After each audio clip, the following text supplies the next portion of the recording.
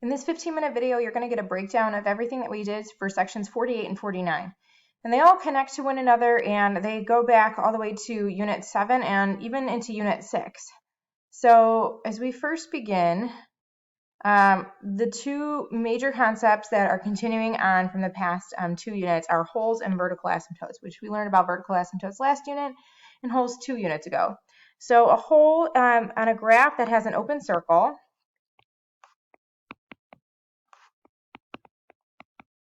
and mathematically, if you take that number and when you plug it in, you'd get 0 over 0. So that's what's happening for a hole mathematically. And then we would put an open circle on the graph. For a vertical asymptote, that'd be a dotted line. Mathematically,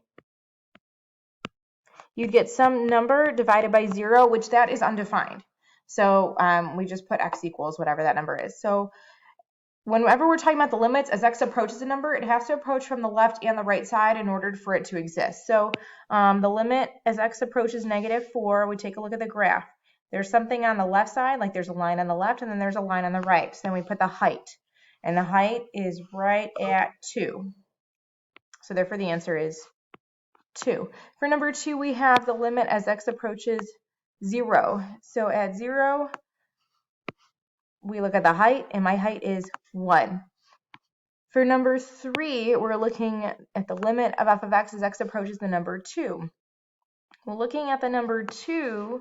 Check it out. If I take a look at the left side would be down here because there's a line on the left of it. And on the left side, the height is at 2. But on the right side, and the top one is the right side because there's a line on the right of it. On the right side, the height is at a different number. The height's at 5.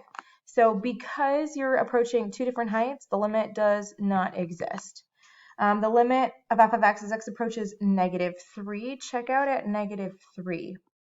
So at -3, we have this dotted line.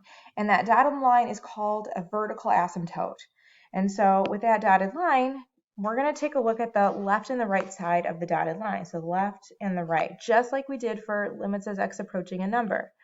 So we take a look at the left and the right side. Now, on the left side, notice that it's going up towards positive infinity. See that up arrow? That would be positive infinity. You see that on the right side, we have a downward arrow. That would be towards negative infinity. So because they're going in 2 different directions on the left and the right side, we say that the limit does not exist. And then finally, number 5, the limit of f of x as x approaches -1. So at -1 right here, you're going to take a look at the left and the right side also. On the left side, look at the upward arrow. So we say positive infinity. And then on the right side, we have another upward arrow, which is positive infinity. So because they're going in the same direction, we say that the answer is positive infinity. So it's just a little bit of a review. Numbers 4 and 5 were a little bit different, something new, but still a continuation on. So all of this unit is about rational functions. So we take whatever the function is, we factor it, and once we factor it, you're going to cancel something. Whatever you cancel, that's the whole. Whatever's left over in the denominator, that's the vertical asymptote. So just to review, for number 6, cancel. My answer is 1 over x minus 2. So since we cancel, there's the whole. So we, in the last unit, in unit 7, said that the whole was at -2 because that's what we canceled. We take x plus 2, set it equal to 0, subtract, and then we have a vertical asymptote. So what's left over in the denominator? So we take x minus 2, set it equal to 0, and get 2. And then you would do the same thing for the other ones. Okay, so then since the denominator cannot ever be 0, so the whole, that's whatever we canceled. Whereas the vertical asymptote, that's left over in the denominator. Okay, so for the whole, we associate that with point discontinuity, which back in Unit 6 we learned 3 types of discontinuity: point, jump, and the third one is infinite. Point was with whole, and in this unit we're going to actually find the point. So we know that we get x, comma, and then we have blank. So we're going to take something like we did in number 6 where we got the whole is at -2. Well, we're going to find the y-coordinate to find that actual point or that hole in the graph. Now we use jump for piecewise functions. That was a second type of discontinuity. And the third one is called infinite discontinuity. And we're going to keep it just like we did in the last unit, unit 7, where x is going to equal a number. So my vertical asymptote for number 6, we'd say that x equals 2. So I'm going to go ahead and move down to number 8. So I'm going to do the same problem. We have x squared plus 3x plus 2 all over x squared minus x minus 2. We're going to do this problem in the next 3 different parts. So what we do is we factor. Then I can cancel. Whatever I cancel, there's my hole. So we're going to write down hole, and we're going to associate that with point discontinuity. So the implication on the graph is a hole, and we also say it's point discontinuity at. All right, so we take x plus 1, set it equal to 0, and we get negative 1 comma blank. So what we do is we take the negative 1 and we plug it into x. So we know that the simplified version is x plus 2 over x minus 2. You're going to take negative 1, you're going to plug it in. So we have negative 1 plus 2 over negative 1 minus 2.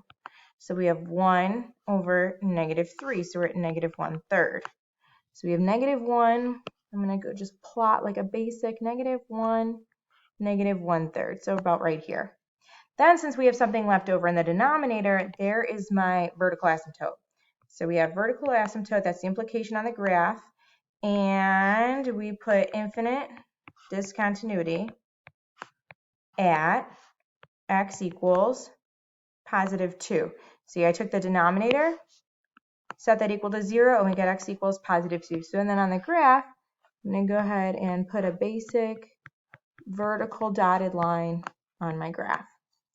Now, something new is that for these vertical asymptotes, because it's talking about infinite discontinuity, on the left and the right side of the graph, their vertical asymptote is either going to be going towards positive infinity or negative infinity, and that has to do with end behavior. So something that we did on the second day of this whole unit was we talked about the vertical asymptote when dealing with the left and the right side. So if we were to take a limit, I'll do a limit of h of x. If I'm just making this up, if we were to say the limit of h of x as x approaches the number, I don't know, 4, what you would do is you would take the number 4 and you would plug it in everywhere that you see an x in the simplified version. So we have 4 plus 2 over 4 minus 2. So we have 6 over 2, which equals 3. So whenever you have the limit approaching a number, you're just going to plug it into the x values. Now if we have the limit of h of x as x approaches the number 2, well, I'm going to do the same thing. We're going to take the 2 and plug it in. So we have 2 plus 2 over 2 minus 2. So we get 4 over 0. Now this is undefined. So anytime you have something undefined, you're going to take a look at the left and the right side. And their answer is either going to be positive infinity or negative infinity. So what you're going to do is you're going to take a number directly to the left and to the right by 0.1. And the reason why you're doing this is to get that if it's going to positive infinity or negative infinity.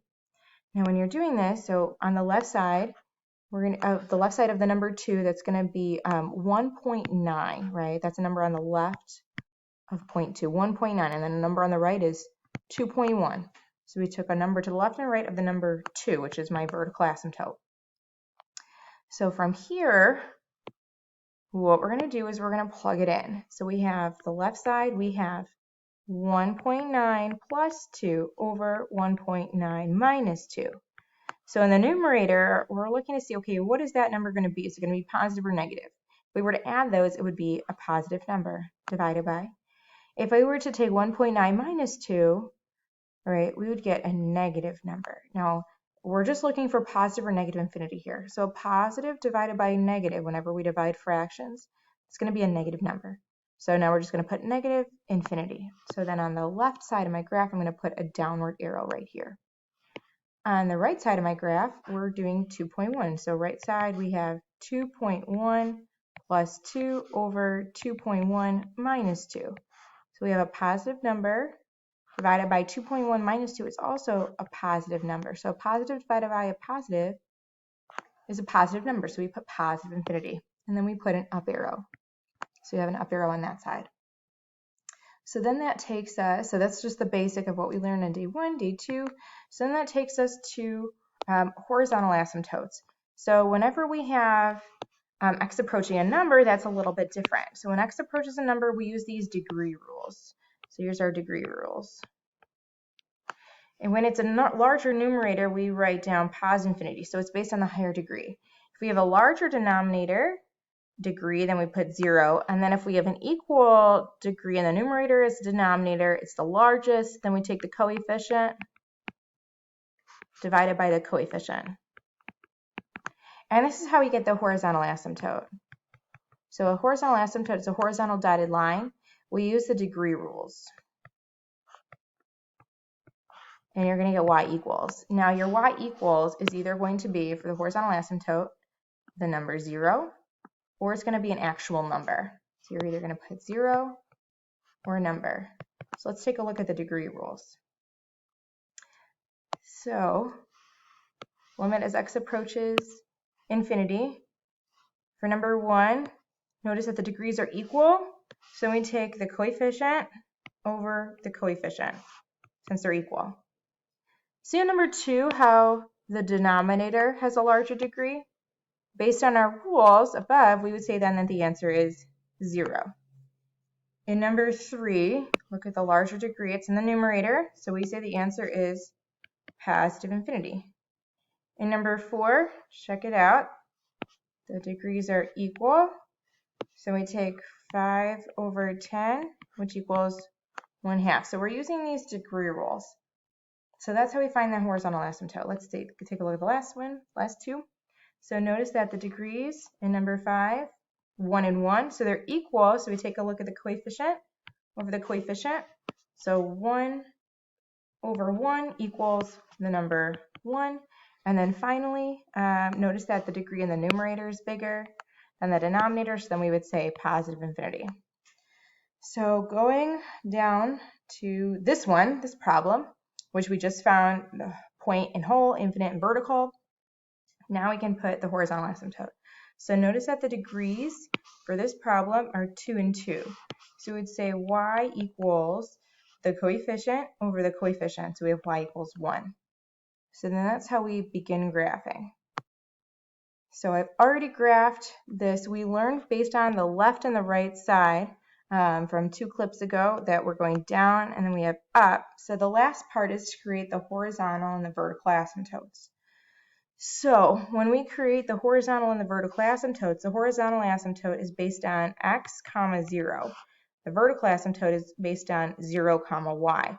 So for the horizontal asymptote, after we factor and cancel, so we have x plus 2 over x minus 2, what you're going to do is you're going to take the numerator and set it equal to 0. So we have 0 equals x plus 2. All right, and we're solving for x. So I'm going to subtract 2 from each side.